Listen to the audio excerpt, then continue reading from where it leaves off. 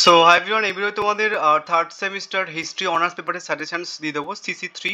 So তোমরা সবাই জানো তোমাদের টোটাল তিনটে পেপার পড়তে হবে অনার্সে থার্ড সেমিস্টারে এবার CCF এ।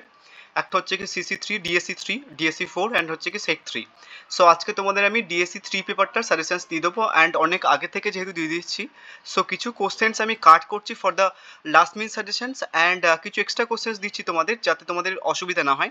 অ্যান্ড ওই যে কয়েকটা কোশ্চেন্স কাট করলাম এক্সট্রা কোশ্চেন্সের জন্য, লাস্ট মিনিট সাজেশনটের জন্য, ওই কোশ্চেন্সগুলো আর এই কোশ্চেন্সগুলো সমস্ত কিছু তুমি যদি করে নাও, তাহলে তোমাদের যে অর কোশ্চেন্স আসবে পরীক্ষাতে, দেন সবগুলো কিন্তু তুমি লিখতে পারবে।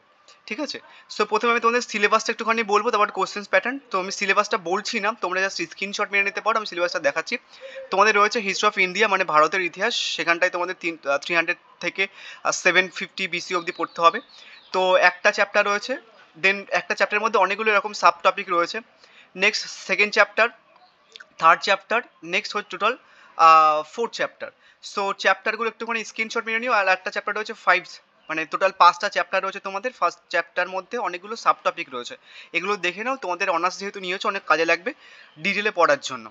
নেক্সট এবার একটু করে নম্বর বিভাজনটা বলি। তোমাদের নম্বর বিভাজন রয়েছে অনার্সদের DSC3-তে হচ্ছে কি তোমার তিনটে 5 মার্কসের প্রশ্ন তোমাকে লিখতে হবে, প্রশ্ন আসবে 6টা। নেক্সট তিনটে 20 মার্কসের প্রশ্ন লিখতে হবে, তোমাদের প্রশ্ন আসবে 6টা।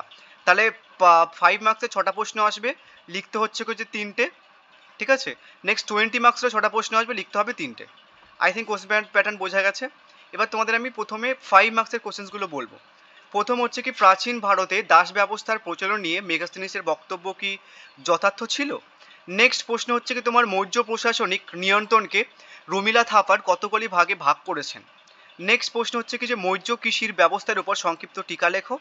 নেক্সট তোমার হচ্ছে কি যে, মৌর্যন্তর যুগে উত্তর ভারতে নগরণের উপর সংক্ষিপ্ত টিকা লেখো, একটা টিকা হবে। নেক্সট 5 নম্বর, শকচ্ছ রুদ্রদমনের শাসনকালে শক সাতবাহন সংঘর্ষের বর্ণনা দাও। নেক্সট হচ্ছে কি তোমার গান্ধার শিল্পশৈলীর উপর সংক্ষিপ্ত টিকা লেখো।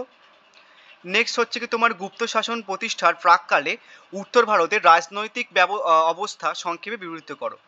নেক্সট হচ্ছে কি গুপ্ত সমাজের নারীর স্থান নির্ণয় করো। নেক্সট হচ্ছে কি তোমাদের প্রাচীন ভারতের ইতিহাসে রচনায় অর্থশাস্ত্রের গুরুত্ব নির্ণয় করো। নেক্সট প্রাচীন ভারতের বর্ণ ও জাতি কি দুটি পৃথক ব্যবস্থা ছিল? নেক্সট মথুরা শৈলীর ভাস্কর্যের ওপর একটি সংক্ষিপ্ত টিকা লেখো।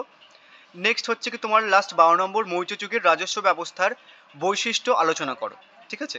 অ্যান্ড আমি তোমাদের টোটাল এই ডিএসসি থ্রির জন্য 5 মার্কসের টোটাল হচ্ছে কি যে 18টা প্রশ্ন দেবো, অ্যান্ড 20 মার্কসে হচ্ছে কি যে 15টা প্রশ্ন দেবো। ঠিক আছে? সো এই 18টার প্লাস 15টা করলে তোমাদের পরীক্ষাতে টোটাল 6 12টা প্রশ্ন আসবে। তো সো 12টা প্রশ্নই তোমরা কমন পেয়ে যাবে, একটা প্রশ্ন এদিক ওদিক হবে না। অ্যান্ড তোমাদের আমি অ্যাকচুয়ালি সমস্ত কোশ্চেন্স কমন দেওয়ার কথা ভাবি, সেটার জন্য আমি কিছু এক্সট্রা কোশ্চেন্স রেখেছি। লাস্টে তোমরা যারা একটুখানি কম পড়তে চাও, আমি তোমাদের জন্য কিছু কোশ্চেন্স বেছে দেবো খানি। তোমাদের জন্য টোটাল হচ্ছে কি টোটাল 9টা কি 10টা প্রশ্ন দেবো। ঠিক আছে? যারা কম পড়তে চাইছো। 20 মার্কসের প্রথম প্রশ্ন হচ্ছে কি, মৌর্য সাম্রাজ্যের পতনের কারণ। নেক্সট প্রশ্ন হচ্ছে কি, কুষাণ সম্রাট কনিষ্কের রাজনৈতিক ও সাংস্কৃতিক কৃতিত্বের উপর বিবরণ দাও।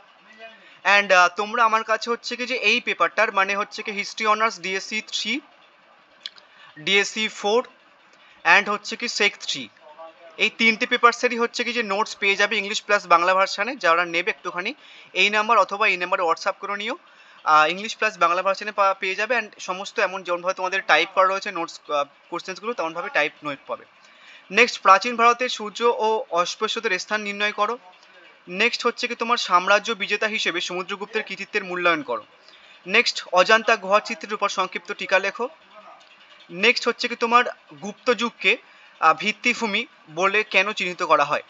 নেক্সট হচ্ছে কি অশোকের ধর্মের রাজনৈতিক দর্শন আলোচনা করো। নেক্সট হচ্ছে কি তোমার খ্রিস্টীয় প্রথম 3 দশকে রোম ভারত বাণিজ্য বিস্তারের একটি সংক্ষিপ্ত বিবরণ দাও। নেক্সট দ্বিতীয় চন্দ্রগুপ্তের কার্যাবলীর মূল্যায়ন করো। তারপরে হচ্ছে কি গুপ্তযুগকে সুবর্ণযুগ বলা কতটা সঙ্গত যুক্তি সহ বিচার করো। নেক্সট ধর্মশাস্ত্র অনুযায়ী ভারতের নারীর সম্পত্তির অধিকার ও বিবাহ ব্যবস্থার একটি চিত্র দাও। নেক্সট হচ্ছে কি পল্ল স্থাপত্যের পরিচয় দাও। টোটাল 24টা মতো প্রশ্ন দিলাম তোমাদের, অ্যান্ড আরও কিছু লাস্ট মিনিট সাজেশনে কোশ্চেন অ্যাড করবো, বা নোটসের মধ্যে তোমরা ওই এক্সট্রা কোশ্চেনগুলো পেয়ে যাবে। সো যারা নোটস নেবে এখন থেকে পড়া শুরু করতে চাইছো, এই দুটো নাম্বার হোয়াটসঅ্যাপ করে দিতে পারো, আজকে থেকেই নর্মালি নোটস অ্যাভেলেবেল হচ্ছে ইংলিশ প্লাস বাংলা ভার্সনে। So thank you. নেক্সট ভিডিওতে আমি তোমাদের ডিএসসি 4 অ্যান্ড সেক পেপারের সাজেশনস দিয়ে দেবো।